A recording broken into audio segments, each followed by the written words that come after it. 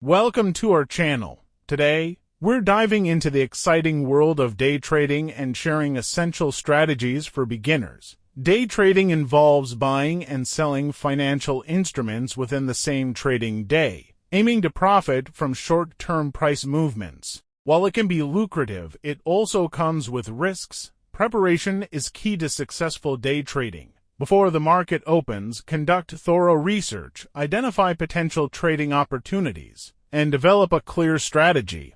Technical analysis involves analyzing price charts and indicators to predict future price movements. Learn to identify patterns, support and resistance levels, and use tools like moving averages and RSI to make informed decisions.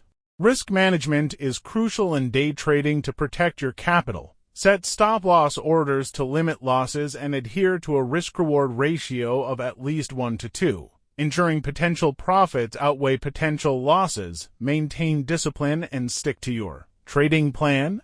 Avoid emotional decision-making and resist the temptation to chase losses or deviate from your strategy. Popular day trading strategies include scalping, momentum trading, and breakout trading. Experiment with different approaches to find what works best for you.